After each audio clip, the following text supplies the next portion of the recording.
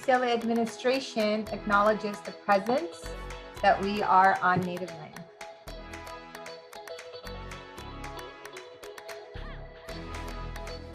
Hello, everyone. Good afternoon. I'm Jerry Zavara. I'm the Assistant Director of the Organizational Effectiveness and Development Team. And on behalf of the Leadership Forum Committee, we would like to welcome you to the 2021 UCLA Administration Virtual Leadership Forum. This meeting is an effort to bring the whole organization together and talk about topics that are important to all of us within the management team. We know that this past year has been a challenging one, and we want to thank you for all of your efforts and your continued professionalism, flexibility, and service to our mission, our students, and to our staff. Last year, we were able to meet in person at the Luskin Conference Center. And unfortunately, even though we would like to be back there due to the restrictions, here we are meeting virtually. But since we've been doing this for the past year, I am sure so many of us are now experts in Zoom. But if you will allow me a minute to go over some logistical items to ensure that our meeting flows as smoothly as possible. Since we have colleagues that are not able to join us today, we are recording the activities in the main Zoom room. However, the breakout sessions will not be recorded. We have a full agenda for the variety of presenters and opportunities to participate. We hope that you have many takeaways from our session today. And again, on behalf of the Leadership Forum Committee, I want to welcome you to our first virtual administration leadership forum. I would now like to turn the Zoom floor over to our Administrative Vice Chancellor, Michael Beck.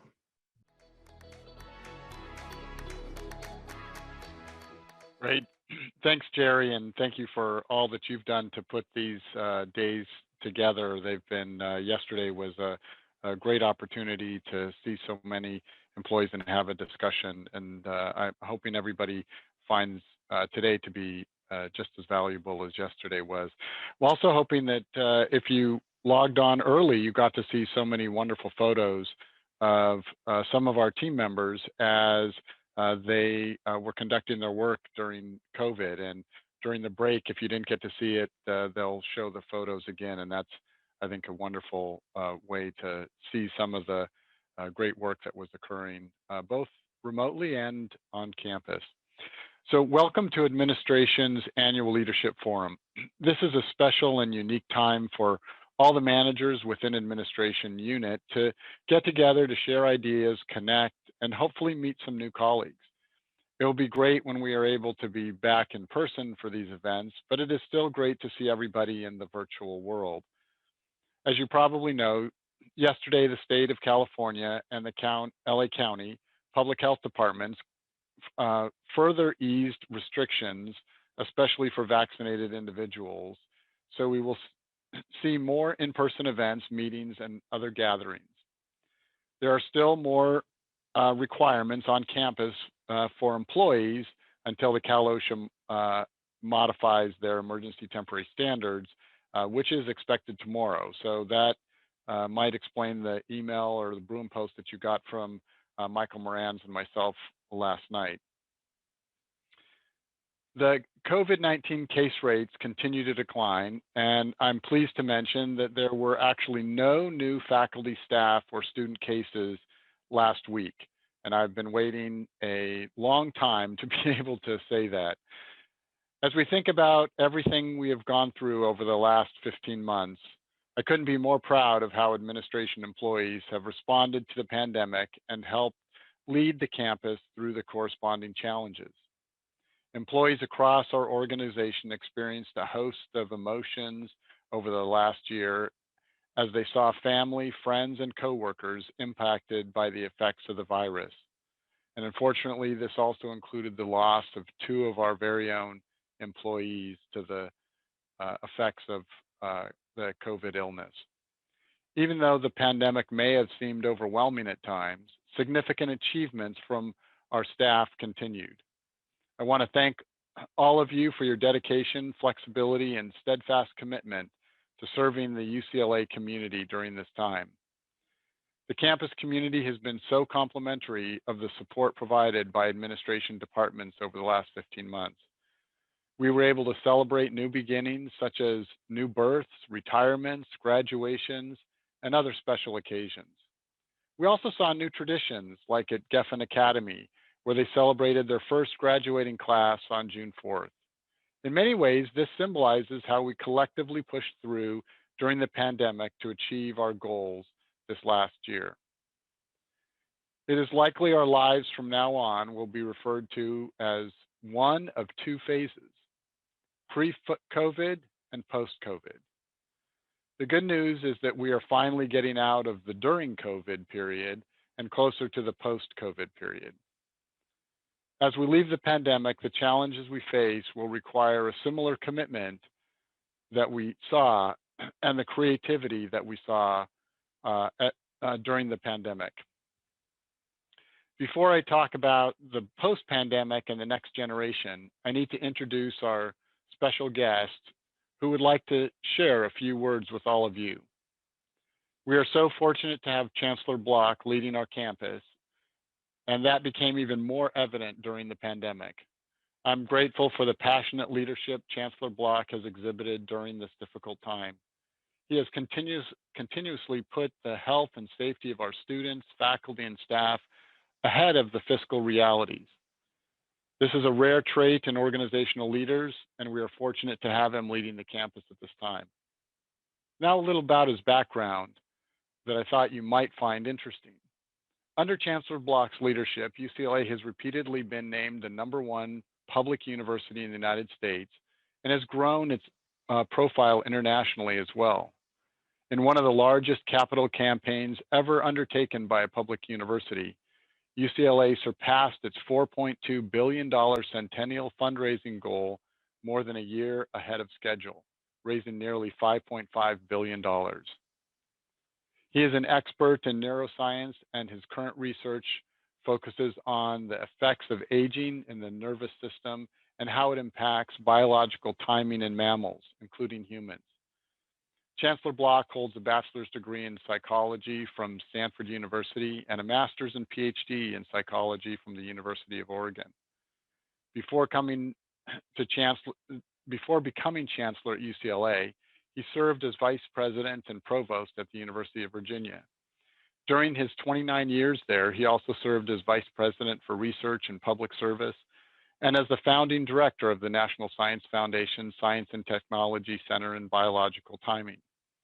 Chancellor Block has served on the executive boards of several leading organizations and has received numerous professional awards, as well as named a member of the prestigious American Academy of Arts and Sciences and a fellow of the American Association for the Advancement of Science.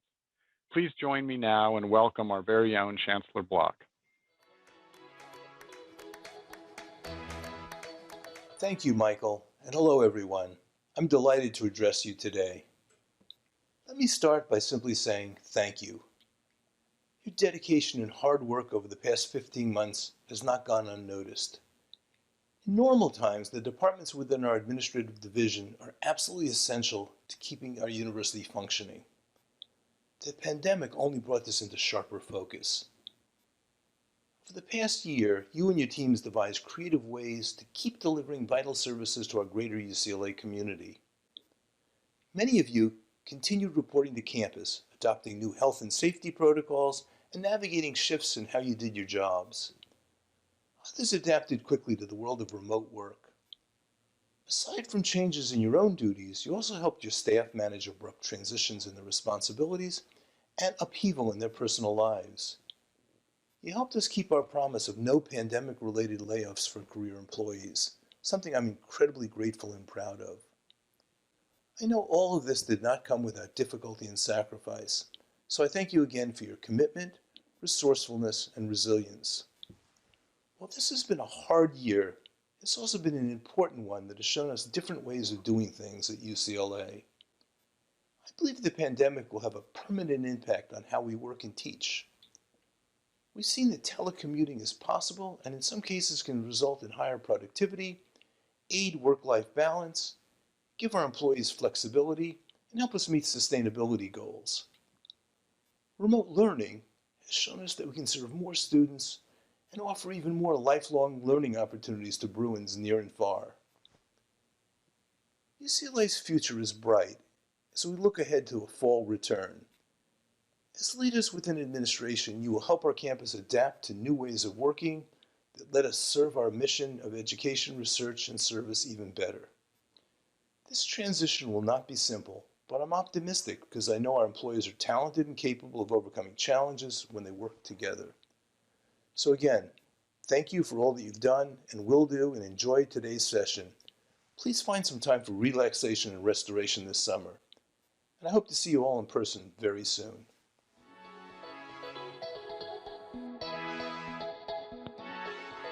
Great. Thank you, Chancellor Block. The theme for this forum is Administration Reimagined.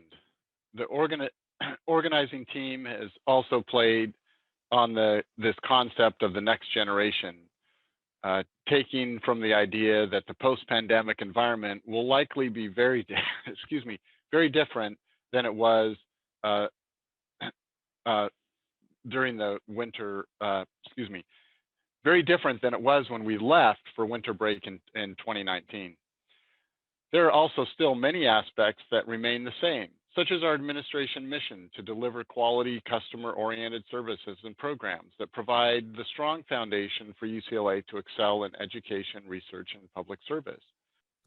Our administrative vision to be the leader among higher education organizations by delivering innovative, high-value programs and services is also still very relevant and in many ways was clearly demonstrated during the pandemic.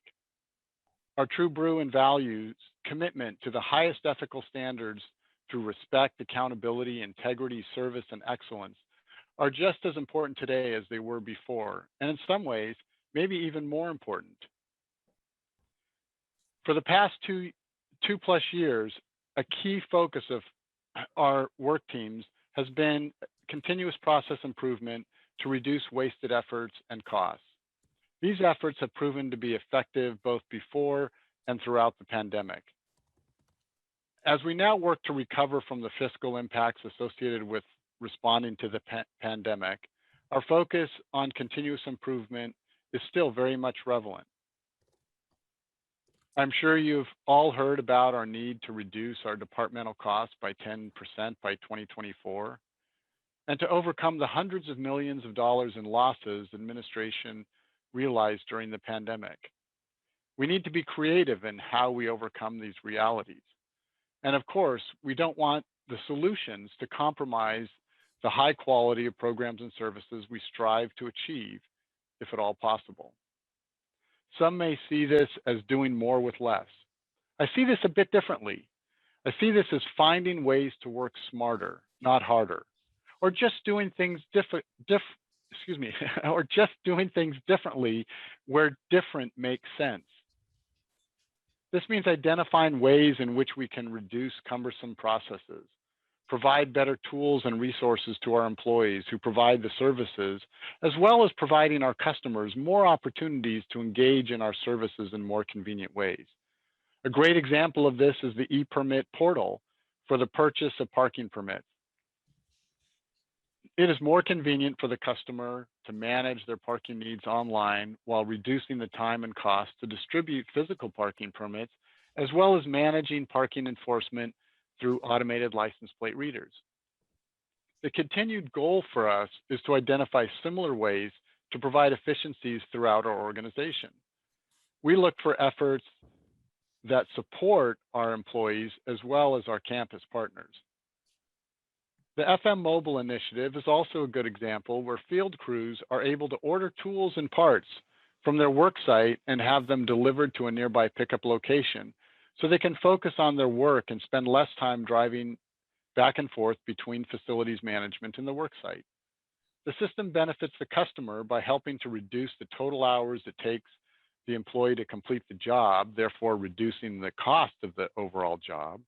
And when the job involves multiple trades, it automatically schedules the next trade once the current trade has completed their task to help reduce the overall time it takes to complete the project and create greater continuity and less having to rely less on the customer to contact facilities management by saying, you know, the carpenter left a week ago, when is the electrician coming?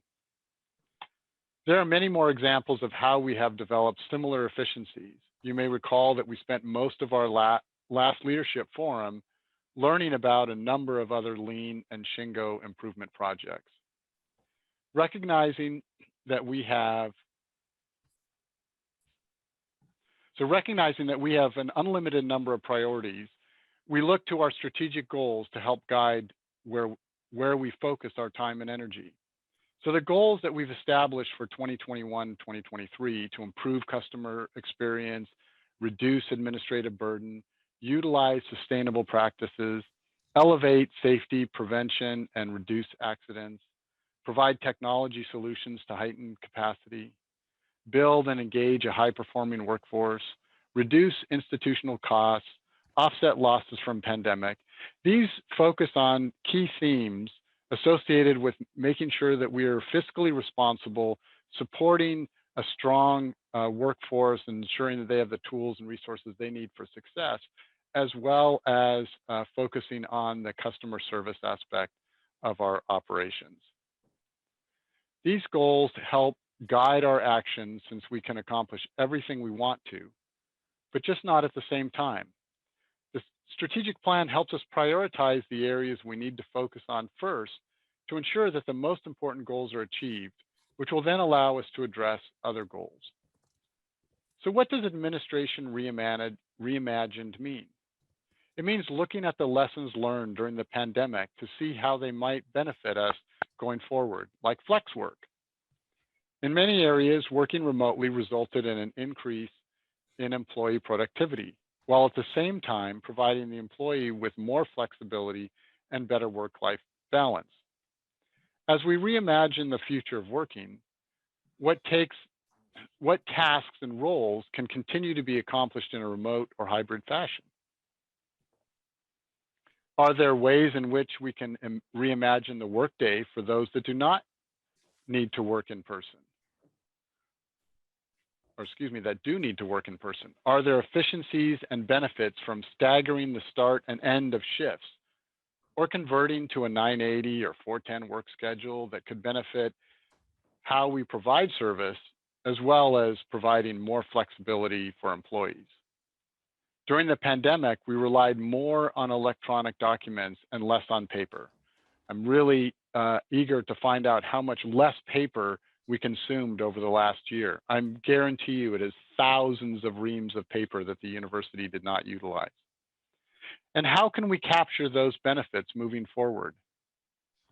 Thinking about work reimagined, we also have to recognize that not everybody will be comfortable with these changes. Some might be jealous of the opportunities that other employees have for having more flexibility with their work arrangements. Others might be reluctant to return to on-site work, being concerned about whether their work colleagues or the students they interact with are vaccinated or not. We as managers need to be prepared for this by being compassionate and supporting of the concerns employees have, but it also doesn't mean that we compromise the work that needs to get done if someone isn't comfortable working in person, when that is where their work needs to be accomplished. It is important that we seek to understand the needs of our employees, try to help them become more comfortable with these changes, mitigate their concerns as possible, and treat everybody fairly. It will be important as managers to think differently about how we engage our team members and create a sense of team. In some ways, this was so much easier when we were all in person, and to some extent, as we were all remote too, and we could all get on a single Zoom screen. The key now will be, how do we make this work in a hybrid fashion? If we have some employees working remotely and others working in person, and we have meetings involving both modalities, it will be important to make sure that those participating in the meeting remotely are as engaged as those that are meeting in person. As you develop your resumption plans, these concepts of flex work should be considered, as well as considering the anxieties and stressors that might appear as we bring employees that have been working remotely for the last 15 months back to in-person work. Other changes that you have also likely heard a lot about are the hub and spoke initiatives. Executive Vice Chancellor and Provost Emily Carter has asked administration to look at 2 strategic areas where hub and spoke could create significant efficiencies and general campus benefits. These are IT transformation and human resources optimization. We also have an internal hub and spoke effort within administration that's focusing on finance and accounting functions. And are there ways in which, in the latter example, in which we can become more efficient within our organization by working more collaboratively in the finance and accounting operations, and how can we use that collaboration and potential for ensuring that there's better data for decision making as we go forward. With IT and with HR, it can lead to better and more consistent services. These efforts acknowledge that there can be benefits associated with using the economies of scale, creating more standardized services across the campus, allowing for the reduction of duplicative efforts and costs. That does not mean that these concepts are enthusiastically accepted by campus departments. Partly because distributed units may feel that they may lose some control or flexibility if that service is to be provided by a central unit, the hub. This makes it even more important for us to make sure that we are providing the highest level of service so faculty, staff, and students see a benefit from common applications, tools, service expectations. This means that in some areas we need to actually develop service level standards and measure them to assure we are meeting them. This means identifying new ways for the campus community to engage with administration as a service provider. This means we need to actively engage our campus partners in these efforts. It also means that we will need to further embrace employees working in other departments in common areas like IT and HR to support them with tools and resources so they can serve their customers more effectively as well. As I've said before, change is the only real constant, and finding ways to reduce the fear of change will be important as we move forward in reimagining administration as we enter the post-COVID world, the next generation. Thank you for all the creativity and commitment to UCLA and administration. I'm confident in the ability of the administration team to excel as we take on these new opportunities brought on by the pandemic and the continuation of the continuous process improvement work that we had begun before the pandemic. Good reminder that success is the sum of small efforts repeated day in and day out. It's not generally as successful to create giant transformative changes that occur at one time. This is what we mean by continuous improvement. Together, we can reimagine our programs and services. I'm confident in our ability to achieve our goals. So now I'd like to turn the screen over to Andrew Lamb from the Central Ticket Office, who's part of the committee, and he's going to introduce the peer group discussion. So you get to hear from the other administrative leadership team members, not just from me. So this is actually probably one of my favorite parts, because you get to hear really from the entire leadership team, and they have really amazing experiences and thoughts with regard to management that I think we will all benefit from hearing from. So Andrew? Thank you, Michael. We really appreciate your updates as well as your comments to administration, especially the welcome drop in COVID cases and the actions the university has taken to keep the students, staff, and faculty safe as we all return to campus. I know I am looking forward to being on campus more and seeing my colleagues in a non-virtual setting. I also appreciate hearing about how the hub and spoke model is being implemented within IT and HR and how it can be throughout all of administration and to really benefit everyone. To everyone else, hello and good morning. My name is Andrew Lamb. I am with the Central Ticket Office. I was a member of the Leadership 2029 cohort and also on the planning committee for this year's forum. And I have the pleasure of leading us into our next session.